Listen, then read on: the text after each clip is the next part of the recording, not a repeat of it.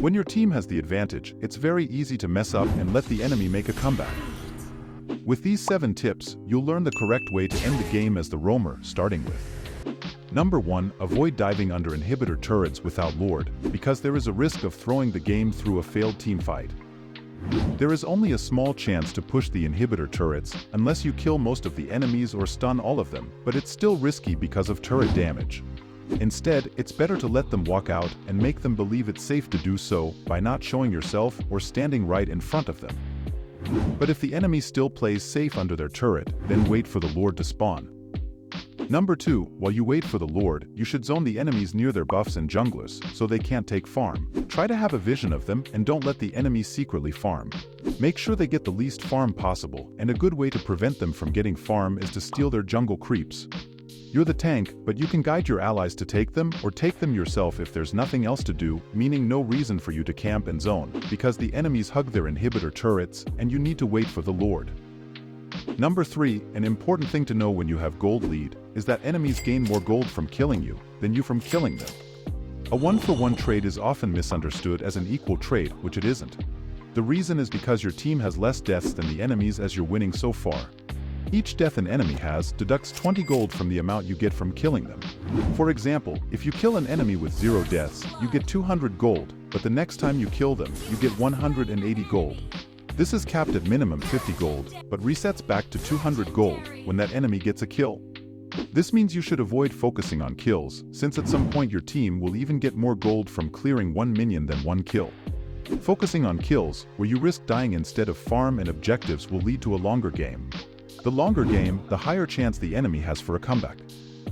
Number 4. If your team has taken Lord, don't initiate a team fight until the Lord is at the enemy's turrets or base.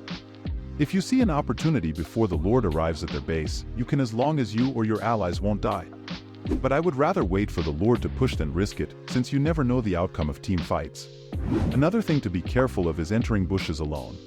As a tank, you should be the one checking bushes, but if there's nobody near you, it's better to avoid the bushes because the enemies can kill you, and even if you find an enemy, you can't kill them alone.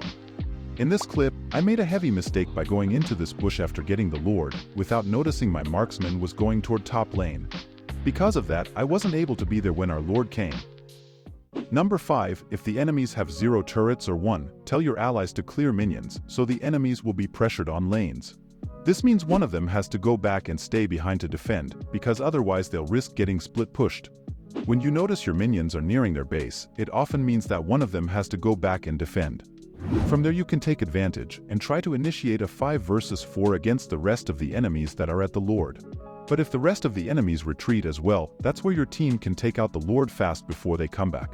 So if your allies clear minions, the enemies are left with 2 choices, and that's either giving you guys the Lord or attempting to contest it with only 4 players. Number 6. We have all encountered that ally who never joins team fights and always tries to split push. There can be different reasons behind that, and it can be that they aren't helpful in team fights. Here's what you can do if you have an ally like that. Your team should attack the Lord and bait the enemies to contest it. If none of the enemies stays back and defends their base, you can try to distract them and stop them from recalling so that your ally can split push and end the game.